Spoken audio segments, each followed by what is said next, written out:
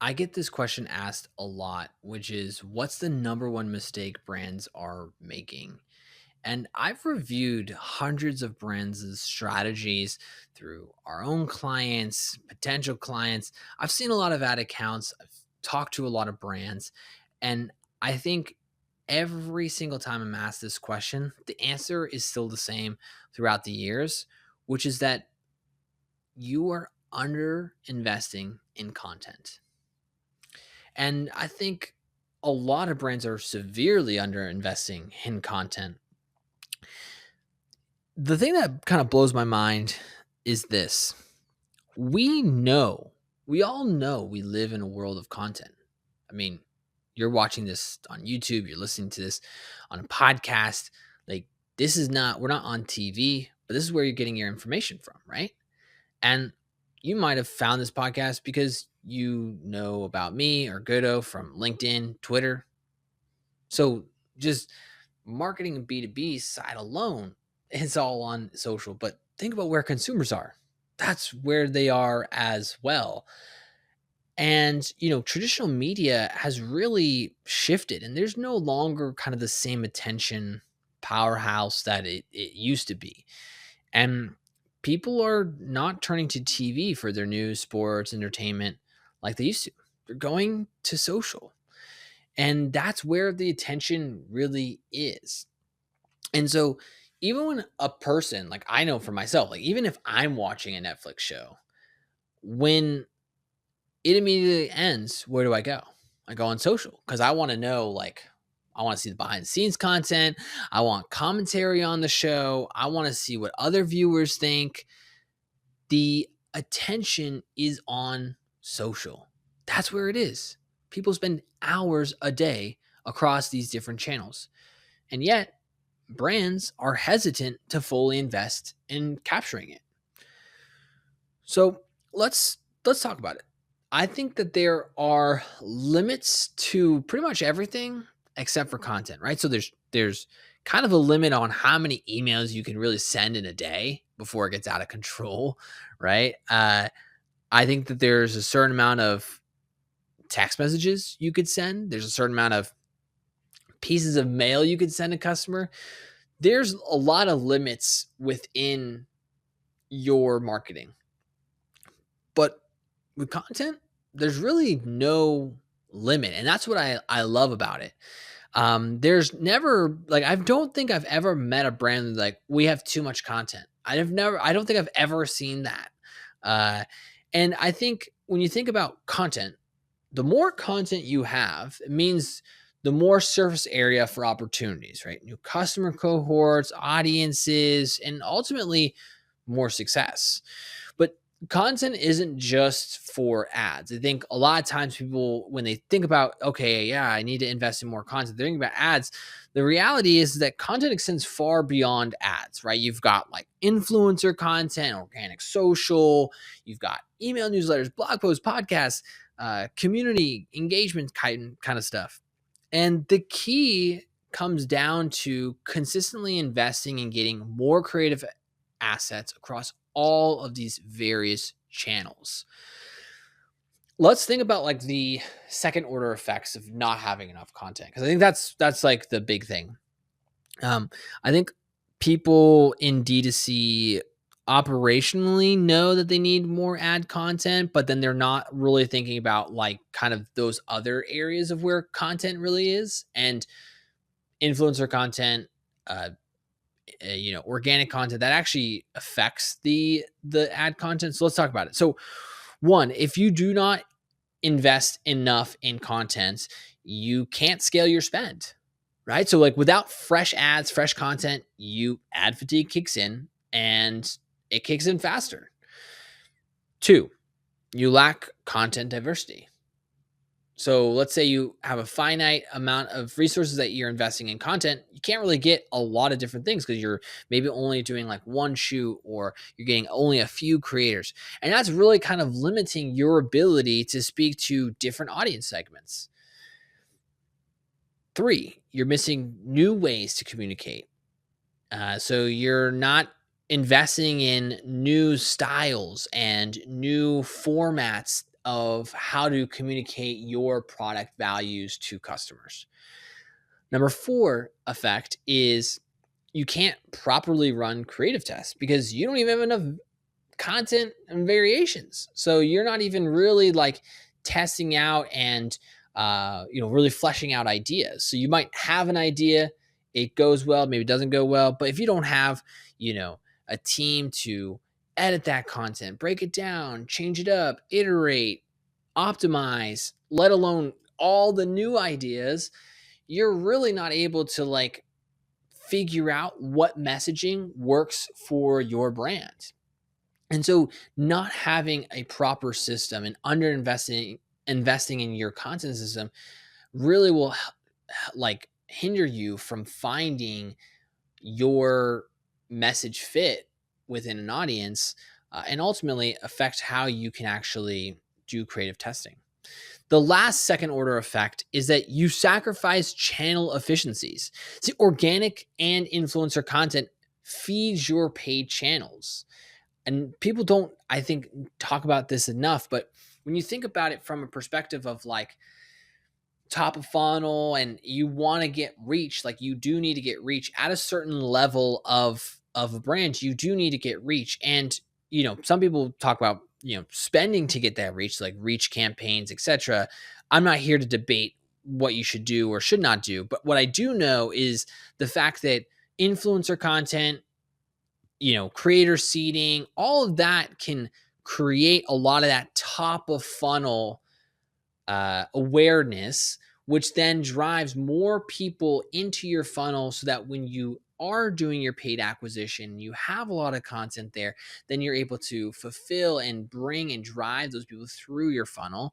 And of course, because you have that system of all of that content, organic, influencer, paid, you have this system that's bringing new people in and fulfilling them into customers. But if you are under investing in any of those things in those areas, then it's going to be harder and harder to acquire customers.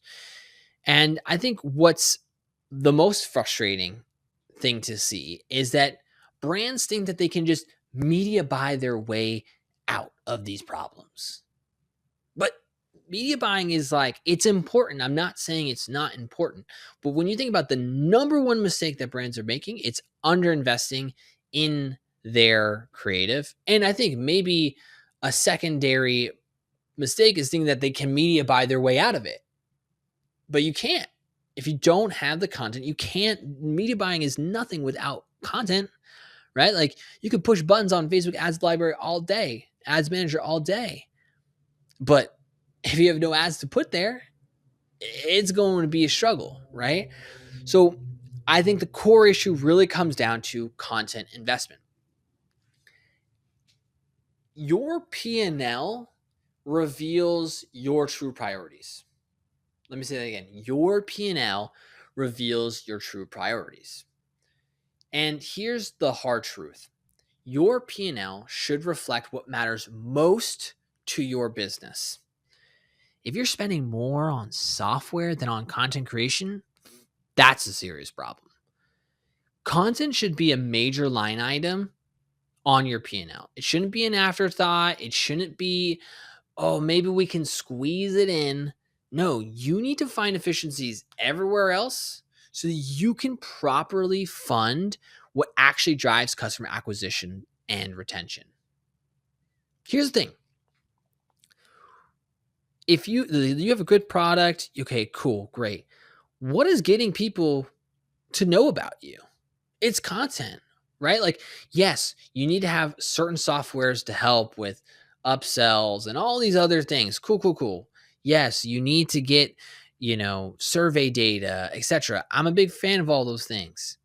But if you are not getting people to your website, it really doesn't even matter, right? If you are not getting people to buy because you have decided you want to be frugal with your content creation, then you are going to be under investing. Now, I'm not saying overpay. That's not what I'm saying. I'm saying you need to be making sure that you are consistently investing in getting new creative, new styles, new formats, new partners, new creators, all of that stuff. You need to have a team that can cut through footage, create ads, creative strategists, etc. You need all of those things. You need to be investing in creative. That should be a core part of your P&L. Now, I'm not saying it's got to, you still got to, be financially responsible. I'm not saying be reckless. Just, it needs to be something that you are thinking about, right? Like there's probably a few other things that you want to think about. Like you need enough money to buy the next like line of product, right? So yeah, that's going to be kind of crucial. But like, what's the second part to that? Well, you got to sell that product. Okay. Well, maybe make sure that you have enough content to do that. I see so often brands that are spending $100,000, $150,000 a month, but are scoff at the idea of spending $2,000 on new creative.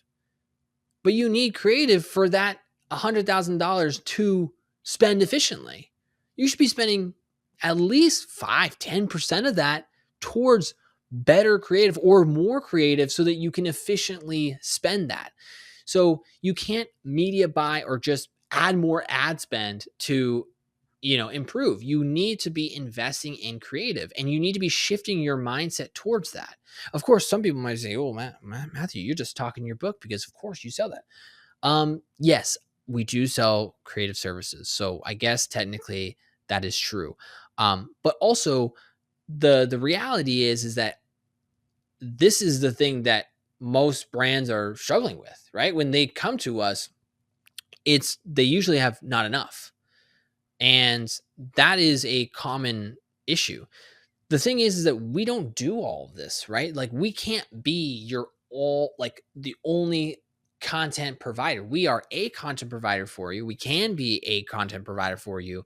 But we can't do everything for you, right? Like we're not running like 500 ads, for big brands only by us, right? Like we might be a part of a bigger brand. We might be helping smaller brands ramp up, but we understand and know that they should be going after getting other internal resources, other external resources. And so it's not necessarily me talking my book. It's just the reality that the most important thing that you can do as a D2C brand is acquire customers through content. That's where the attention is. That's where people are. And you need to be investing in there. That's it. And success really at the end of the day is a numbers game, right? So not every piece of content is going to work. And that's kind of the nature of the game, right? Like you're going to be putting out influencer content, organic content. You're going to have influencer seeding, creator seeding, whatever. You're going to have ads. Not everything's going to work, but you need to be constantly pushing your product out there, getting in front of new eyes, new eyeballs, new audiences, new cohorts. And you need to be testing out new styles of how do you communicate your product. And that's only going to happen if you're investing, right? If you are actively thinking about how can we save $1 here so we can put that towards allocating that towards creative, production. I think that, not enough people are talking about this, right? People talk about creative volume, and I have an episode about why maybe that's not the best way of looking at it, but you need to be setting up systems and you need to be thinking about investing in the creative itself. We have seen a shift. I have seen a shift over the many years where brands are now more willing to put the money towards creative. But I will say that like there are still a lot of brands struggling to, take action on investing in content. And you absolutely need to do it. You can get scrappy. You can get a local photographer, get a local videographer, shoot some content yourself. Like you can make content not super expensive. And I'm not even talking about AI stuff, but like you can do this, right? Like time is money. So you're either going to give up time to save money or you're going to pay money to save time, whatever you want. But there's many, many ways to do this scrappy. But for you, if you are running a brand, if you're running the marketing of a brand, if you're running the brand itself, you need to be thinking about how am I allocating time and money towards making sure content is being created consistently. That's it. That's what you've got to be focusing in on. And the brands that are doing that are the ones that are succeeding. And people will say, well, that's because they're succeeding because they've got a lot of money to do this. Da, da, da. No, they've built a practice to do that, right? Like they weren't not creating content, got successful, and now they all of a sudden started creating content. No, they have built a system to do that. Now they could do that at scale. It's a lot easier. They can bring on more partners, bring on more styles. It starts to kind of like snowball into something even bigger. The reality is that they've always done it from the beginning, and you have to do that. You've got to figure out at your scale, wherever scale you are, whatever size of brand you are, what is an investment for you, for your brand, your size. Maybe that is 10 ads this month. Maybe that is a few creator seedings plus some influencer posts. I don't know, right? Like I'm not here to say what one size fits all. This is what needs to be at each level. My hope is that you will hear this and say, I know that I need to be investing more in content. And that's true. You do. And you want to make sure that you're thoughtful with that allocation of money. You need to be aware of who you're working with, right? So you don't just get expensive stuff. You don't just get, the cheapest stuff. You need to do your diligence on that, and you need to understand where you are as a brand to figure out what's going to be the most important, impactful pieces of content that you should be paying for and all that fun stuff. But the conversation can't get there if you're not willing to look around and figure out how you're going to get more content into your brand so that you can get more customers. If you can start there and you can shift your mind to say that you are going to avoid the problem that most brands are facing right now, which is that they're underinvesting in content, and you shouldn't do that. So if you've listened to this podcast, you're going to make sure that you invest in content and everything will get better. Guarantee it. All right. That's it for the podcast. We've got a lot of other episodes, a lot of other content on YouTube, newsletter, Twitter, LinkedIn, all that fun stuff. Make sure to be following us, Gattozzi Studios. You can follow me at Matthew Gattozzi on all the platforms, and I'll see you in the next episode. Peace.